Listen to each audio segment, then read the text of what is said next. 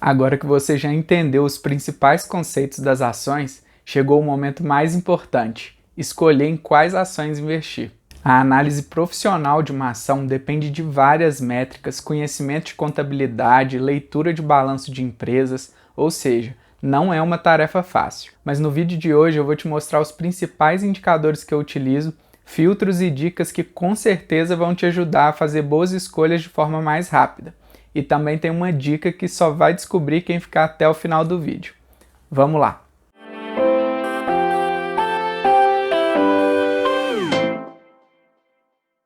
Fala investidores e futuros investidores, talvez o tema que eu vou falar aqui hoje seja o mais pedido tanto aqui no YouTube quanto no meu Instagram. Afinal, todo mundo quer saber como escolher uma boa ação. Então já deixa o seu like aqui nesse vídeo para que ele chegue para muita gente e todo mundo consiga fazer boas escolhas e se inscreve aqui no canal. Eu ouvi falar que quem der o like aqui nesse vídeo e se inscrever no canal vai ter 100% de valorização na próxima ação que comprar. Existem diversos caminhos e formas de analisar uma ação, e o método que eu mais utilizo e confio é o método fundamentalista, que consiste em analisar os fundamentos de uma ação através dos indicadores que mostram sua situação macroeconômica, situação de mercado, gestão e suas perspectivas para o futuro.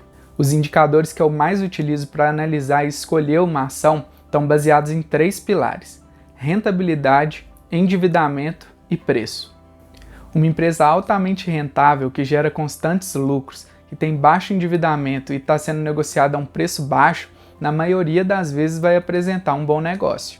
E além disso, é muito importante que a empresa esteja num segmento crescente e que tenha uma posição de liderança ou pelo menos uma posição relevante em relação às suas competidoras. Por exemplo, você não vai investir em uma empresa que fabrica CDs, sendo que esse é um produto que está sendo cada vez menos utilizado, certo? E antes de falar dos indicadores, é muito importante lembrar que nenhum deles deve ser analisado sozinho. No geral, a rentabilidade de uma empresa é o quanto ela consegue gerar de dinheiro em relação ao capital investido nas suas operações. Existem alguns indicadores que você pode usar para medir a rentabilidade de uma empresa, e os 2 principais são o ROI e o ROIC. O ROI é uma sigla que vem do inglês Return on Equity, que em português significa retorno sobre o patrimônio líquido. Esse indicador mede o quanto a empresa consegue gerar de dinheiro a partir dos seus próprios recursos e do dinheiro dos investidores. Ou seja, quanto maior o ROI, melhor. Um valor que eu costumo utilizar como base é um ROI por volta de 10%, mas se tiver acima disso, melhor ainda. Vamos dar um exemplo para ficar claro. Vamos supor que você está querendo abrir uma pizzaria e que para isso é necessário R$100 mil. E você tem R$70 mil à sua disposição e os outros 30 você vai pegar um empréstimo no banco. O patrimônio líquido da sua empresa é representado apenas pelos R$70 mil que você tirou do seu bolso. Então, supondo que sua pizzaria está te rendendo um lucro líquido de R$7 mil, o seu ROI seria de 10%. E quanto maior fosse seu lucro, maior seria seu ROI. O segundo indicador muito utilizado para mensurar a rentabilidade de uma empresa é o ROIC, do inglês Return on Invested Capital, que passando para o bom português significa retorno sobre o capital investido. Esse indicador mede o quanto a empresa consegue gerar de dinheiro em cima de todo o capital investido, considerando também as dívidas adquiridas pela empresa. Voltando ao exemplo da sua pizzaria, o total investido, contando com o empréstimo que você fez no banco, foi de R$100 mil. Portanto, se sua pizzaria rende um lucro líquido de R$7 mil, o seu ROIC seria de 7%. E lembrando que quanto maior o ROIC, melhor. O endividamento é o principal fator que faz uma empresa quebrar. Mas é importante saber que boas empresas também se endividam e usam capital de terceiros para financiar suas operações. Elas fazem isso com o objetivo de ter lucros maiores do que os juros que elas vão pagar pelas dívidas. Porém, é muito importante que a empresa tenha esse endividamento controlado. E eu também utilizo 2 indicadores para avaliar isso. O primeiro deles é a dívida líquida sobre patrimônio líquido, e esse indicador mostra a dívida que a empresa possui sobre o capital investido pelos acionistas. O ideal é que a dívida líquida de uma empresa seja menor do que o patrimônio líquido, ou seja, esse indicador deve ser idealmente menor do que 100%, e quanto menor, melhor. O segundo indicador é a dívida líquida sobre o EBITDA. O EBITDA é uma sigla em inglês que significa Earnings Before Interest, Taxes, Depreciation and Amortization, que passando para o bom português significa lucros antes dos juros, impostos, depreciação e amortização. Puta merda, nem em português eu entendi. Eu vou facilitar mais ainda. O EBITDA é o lucro operacional de uma empresa. É o quanto ela está gerando de renda sem contar com investimentos financeiros, empréstimos e impostos. Ou seja, esse indicador mostra para a gente o quanto é a dívida da empresa sobre o seu lucro operacional. Grandes analistas do mercado procuram empresas com esse indicador menor do que 3 vezes, e é esse o valor que eu uso como base também para analisar minhas ações. Mas lembrando que quanto menor, melhor. O último pilar para fazer um bom investimento é o preço. De nada adianta escolher uma empresa altamente rentável, com baixo endividamento, se o preço estiver sendo negociado caro ou muito acima dos pares de mercado. E aqui a gente esbarra numa das contas mais complexas do mundo dos investimentos: calcular o preço justo de uma ação. E essa conta também é chamada de valuation. Para fazer um valuation é necessário ter conhecimento de mercado, de contabilidade, saber interpretar balanços de empresas, ou seja, não é uma tarefa para amadores e talvez um vídeo de 2 horas aqui tentando te explicar não seria suficiente. Mas é claro que eu vou te passar alguns indicadores aqui que você pode utilizar para ter uma ideia de como essa empresa está sendo negociada, se está cara ou se está barata em relação às outras empresas do mesmo segmento. A relação preço-lucro é um indicador que mede o preço atual da ação sobre o lucro por ação. O resultado obtido dessa divisão indica em quantos anos você recuperaria o dinheiro que você investiu nessa empresa com os lucros dela. Ou seja, se você compra uma ação que está negociando com PL de 3 vezes, significa que você vai recuperar o seu dinheiro em 3 anos de lucro daquela empresa. E seguindo esse raciocínio, a gente pode falar que quanto menor o PL, melhor. O Warren Buffett, que é o maior investidor de todos os tempos, não costuma comprar empresas que estejam negociando com um PL maior do que 20 vezes. Então, como eu gosto de tomar como base os melhores, eu também considero 20 o teto para o meu PL. Outro excelente indicador é o EV sobre EBITDA.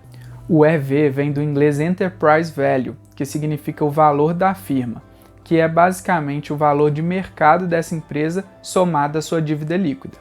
E o EBITDA, como já falamos, é o lucro operacional da empresa. No caso dessa divisão, a gente chega ao número de anos necessários para você ganhar o mesmo valor que investiu, mas nesse caso quitando também as dívidas da empresa. Então, novamente, quanto menor for esse indicador, melhor. A melhor forma para saber se uma empresa está cara ou barata sem de fato calcular o seu valor justo é comparar esses indicadores com seus pares de mercado. E para você que assistiu o vídeo até agora, essa é a dica que eu vou te dar já já. Eu vou te mostrar uma ferramenta gratuita e muito boa que eu utilizo para comparar as ações e todos os indicadores que eu falei aqui nesse vídeo. Mas não antes de falar do indicador que é o queridinho de todos os investidores, o Dividend Yield. Como eu já falei algumas vezes aqui no canal, o Dividend Yield mostra o quanto a empresa distribuiu aos seus acionistas nos últimos 12 meses em relação ao valor atual da cota. E assim como todos os outros indicadores que eu falei aqui nesse vídeo, o Dividend Yield nunca deve ser analisado sozinho. Para o autor do livro Faça Fortuna com Ações Antes que Seja Tarde, o Décio Bazin, o investidor deve sempre procurar por empresas que oferecem o Dividend Yield maior do que 6%. Essa é uma boa estratégia para quem foca em dividendos, mas é importante lembrar que existem empresas que, ao invés de redistribuir os lucros para os acionistas, elas reinvestem para realizar novos projetos e focar no crescimento da própria empresa. Então eu prefiro deixar o Dividend Yield como um bônus e se a empresa apresentar todos esses critérios que eu avaliei aqui no vídeo, excelente. Se ela apresentar um Dividend Yield maior do que 6%, melhor ainda. Então chega de conversa que agora eu vou te mostrar uma dica muito preciosa, que é a ferramenta que eu utilizo para comparar ações e fazer boas escolhas. Olha só.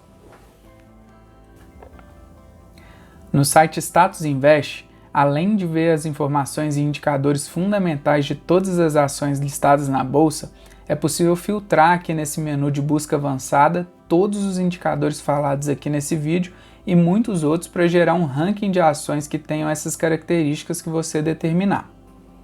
Então, por exemplo, você pode colocar aqui o PL menor do que 20, o EV sobre EBITDA menor do que 20 também, a dívida líquida sobre o patrimônio líquido menor do que 1, a dívida líquida sobre o EBITDA menor do que 3 e o ROI e o ROIC maiores que 10%. Enfim, você pode fazer o filtro com todas as métricas avaliadas aqui no vídeo e outras que você desejar, como o Dividend Yield, por exemplo, e o site vai gerar um ranking com todas as ações que cumprem esses critérios simultaneamente. Mas a minha ferramenta preferida é o comparador de ações. Essa é a dica que eu quero deixar aqui para vocês hoje, porque quase ninguém sabe que essa ferramenta existe e ela é gratuita. Para ter acesso a essa ferramenta, você precisa ser cadastrado aqui no site, mas o cadastro é gratuito, e para acessar o comparador, basta você acessar qualquer ação. Eu vou acessar aqui a Itaúsa, por exemplo, e clicar nesse botão Comparar e compare ações. Lembrando que é muito importante sempre comparar ações de um mesmo setor. Para comparar aqui com a Itaúsa, que tem mais de 90% dos seus resultados provenientes do Banco Itaú, eu vou colocar aqui outros grandes bancos, como o Bradesco, Banco do Brasil e Santander, por exemplo. Você vem clicando nesse botão Adicionar e pronto. O Status Invest te mostra qual a melhor ação no geral dentre as que você está comparando e coloca uma medalhinha aqui ranqueando cada indicador individualmente. Não é maravilhoso? Agora eu vou fazer outra comparação aqui no setor de energia, que é um setor que eu gosto muito. Algumas empresas líderes desse ramo são a Taesa, a Engie, a Energias do Brasil e a STT, por exemplo. E aqui temos novamente o ranking das ações de acordo com os indicadores fundamentais.